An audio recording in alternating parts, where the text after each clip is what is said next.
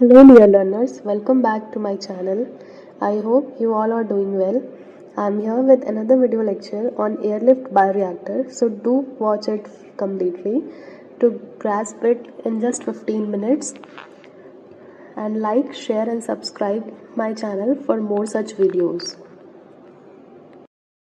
Before directly moving on to the specific airlift bioreactor, let us discuss the basic concept of a bioreactor. Now, in a simple language, bioreactor is a culture vessel designed specifically to provide a controlled as well as a sterile environment for the mass production of any biological materials. Let me make this very clear for all of the learners.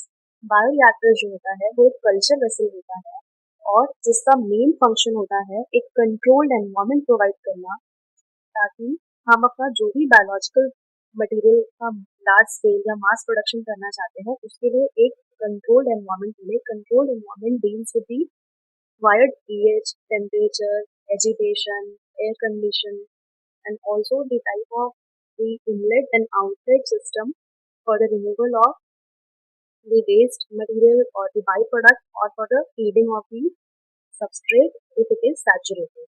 So अलग अलग varieties के bioreactor हमें देखने को मिलते हैं as per the requirement. बहुत सारे बायोरिएक्टर हैं और बायोरिएक्टर्स मेनली डिजाइन किए जाते हैं एज पर द रिक्वायरमेंट. हमारा जो मेन फंक्शन है वो डिपेंड करता है कि हम किस टाइप का बायोरिएक्टर चूज करते हैं. There are so many bioreactor including CSR, that is continuous stir tank bioreactor, airlift bioreactor, bubble column bioreactor, membrane bioreactor, as well as there are so many. Bioreactors are a core element whenever we aim to produce high value materials in biological processes. It means हमें large scale production करना हो, चाहे वो enzyme हो, protein हो, किसी भी type का सेल कल्चर हो, एनिमल सेल कल्चर हो या प्लांट टिश्यू कल्चर हो, तो उसके लिए हमें एक वेसल की रिक्वायरमेंट होती है एंड ऑल्सो उसमें पूरी चीज़ें कंट्रोल्ड होनी चाहिए. मैं एक अलग से भी वीडियो बनाऊंगी कि बायोरिएक्टर के मेजर कंपोनेंट्स कौन कौन से होते हैं, तो उसके लिए मैं एक सेपरेट वीडियो लेके आऊंगी.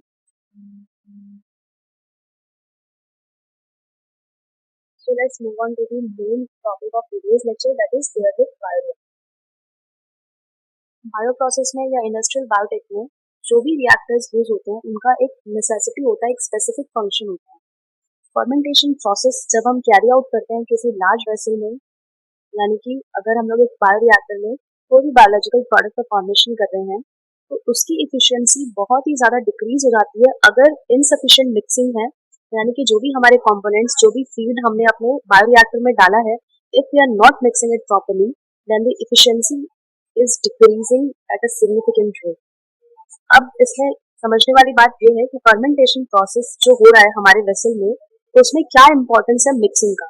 अगर थर्ली मिक्सिंग कर रहे हैं हम तो सबसे फर्स्ट बेनिफिट जो होता है वो इंक्रीज होता है, increase in the intimacy between the feed and the microbial culture.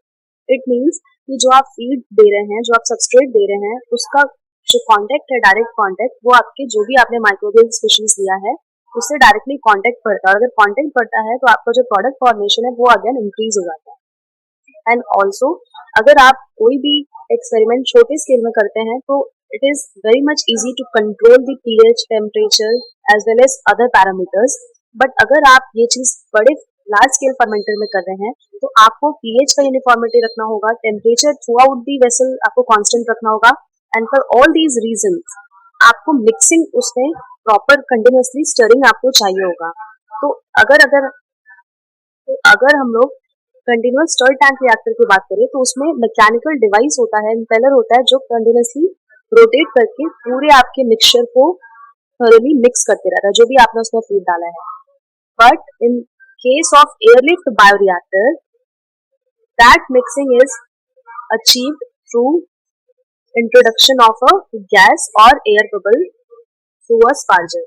यानी कि एयरलिफ्ट बायोरिएक्टर एक ऐसा बायोरिएक्टर है जिसमें किसी भी टाइप का मैकेनिकल डिवाइस नहीं लगा हुआ होता है. It don't have any mechanical agitator. Instead the mixing is achieved by introduction of a gas mixture to the base.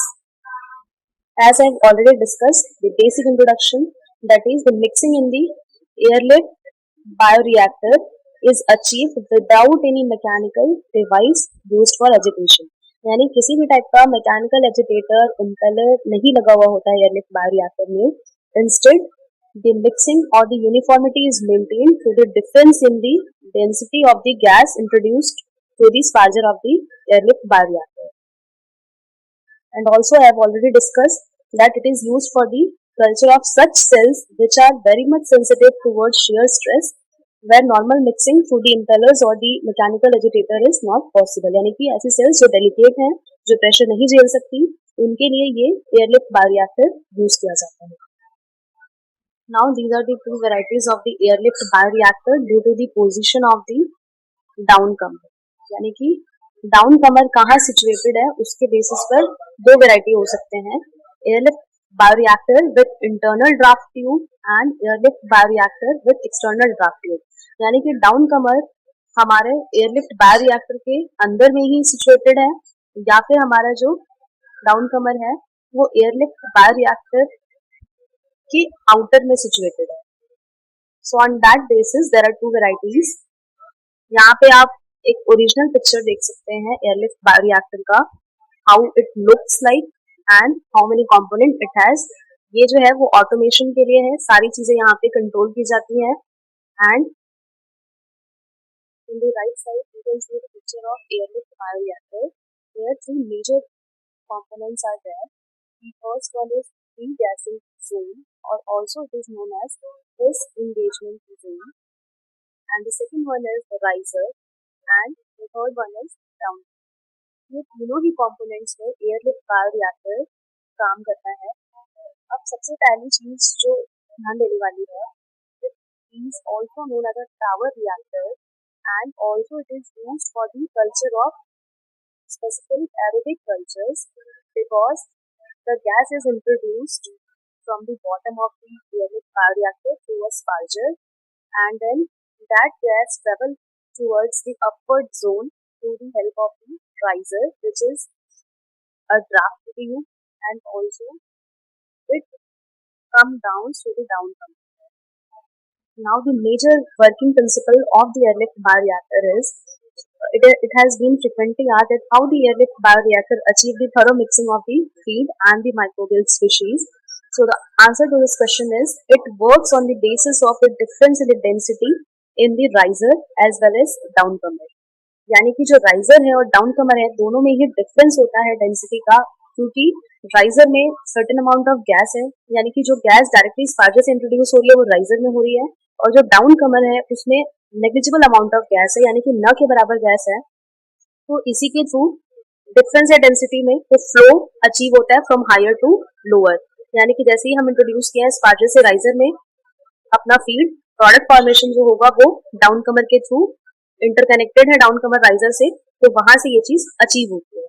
अब जो मेजर क्वेश्चन पूछा जाता है कि यहाँ पर जो एयरलिफ्ट बायोरिएक्टर है वो स्पेसिफिकली कुछ कल्चर्स के लिए यूज होता है. For example in our plant tissue culture as well as in our animal tissue culture, there are certain cells which are unable to cope up with the mechanical stress or the physical pressure which is caused due to the mechanical agitators as it is present in the continuous stir tank bioreactor. यानी कि जैसे जो भी sales थोड़ी delicate होती हैं, कुछ plant tissue culture के सेल्स या कुछ एनिमल सेल कल्चर के सेल्स जो होते हैं वो डेलिकेट होते हैं, वो मैकेनिकल स्ट्रेस को यानी जो फिजिकल स्ट्रेस होता है उनमें जो इम्पेलर्स या एजिटेटर्स लगे होते हैं कंटिन्यूअस स्टर टैंक बायोरिएक्टर में या अदर काइंड ऑफ बायोरिएक्टर में, उस मैकेनिकल डिवाइस की वजह से वो जो सेल है वो रप्चर हो सकती है, डैमेज हो सकती है.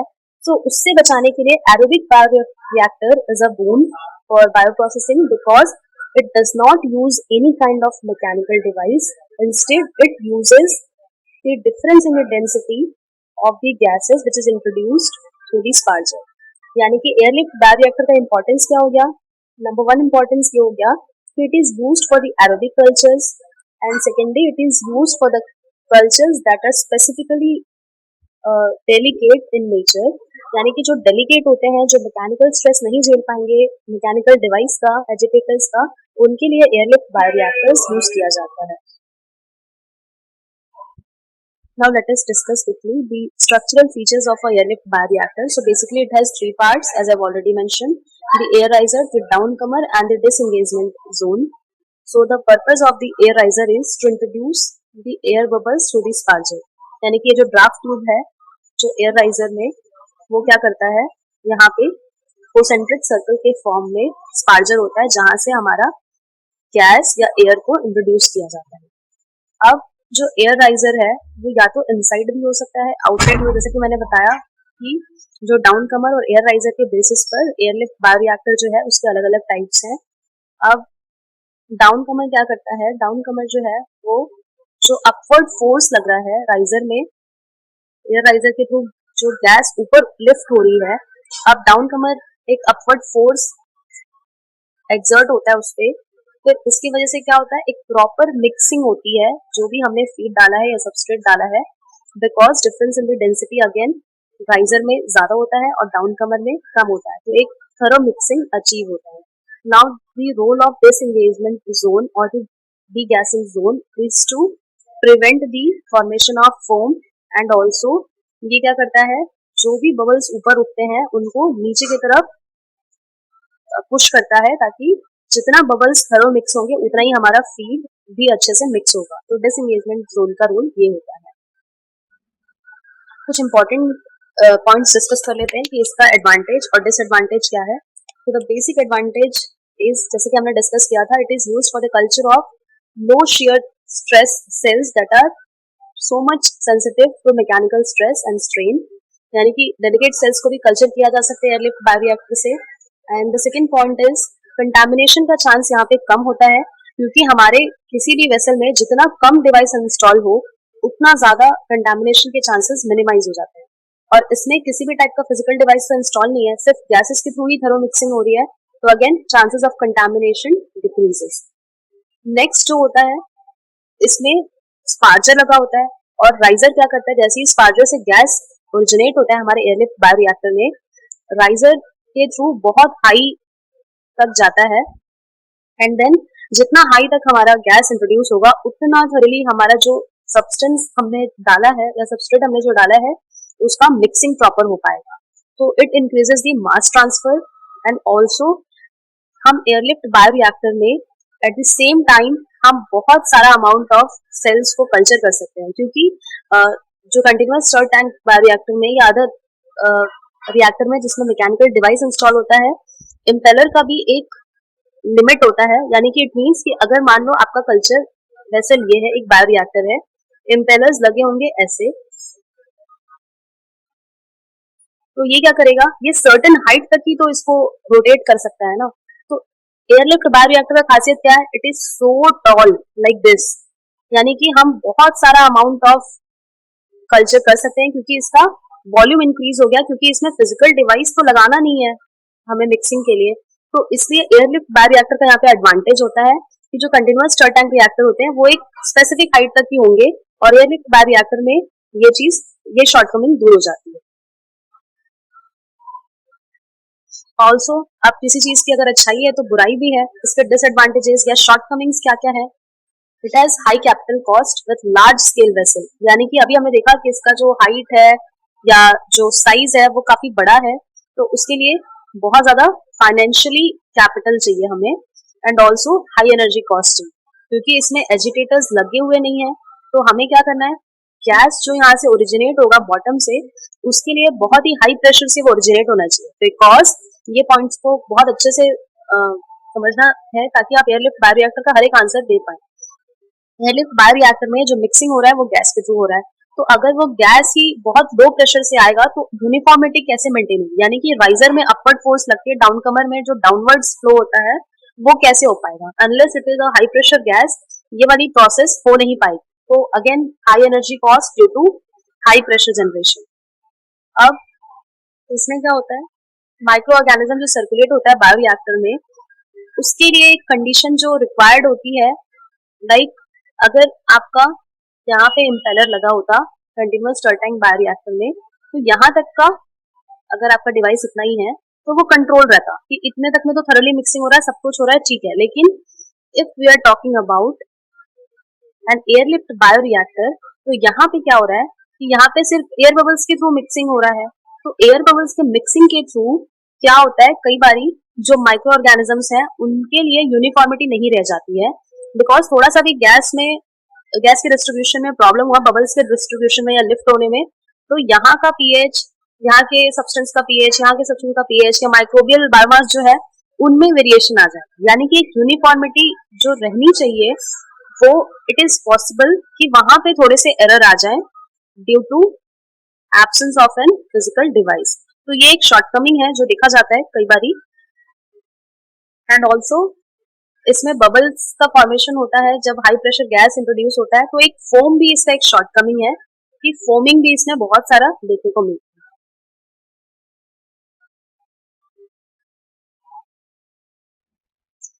कुछ क्वेश्चंस देख लेते हैं। Which material is disengaged in the disengagement zone, यानी कि कौन सा मटेरियल जो है वो डीगैस होता है डीगैसिंग जोन या फिर डिसएंगेजमेंट जोन से।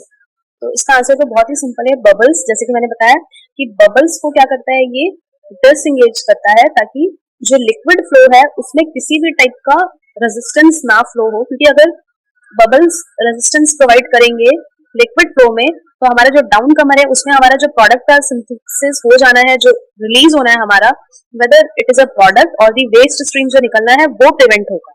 तो डिसएंगेजमेंट जोन क्या करता है, बबल्स को डीगैस करता है, इसका नाम ही है डीगैसिंग जोन। बबल्स को सेपरेट करता है लिक्विड से और बबल्स को क्या करता है, बर्स्ट करता है। सो करेक्ट आंसर क्या होगा, bubbles. The next question is in an airlift bioreactor the air sparging region is called the air riser. ये तो अभी जस्ट हमने डिस्कस किया कि एयर स्पार्जिंग रीजन यानी कि जो स्पार्जर के थ्रू एयर इंट्रोड्यूस होता है उस पोर्शन को, उस कंपोनेंट को क्या कहते हैं, air riser. The region into which the bubbles are sparged is called the air riser.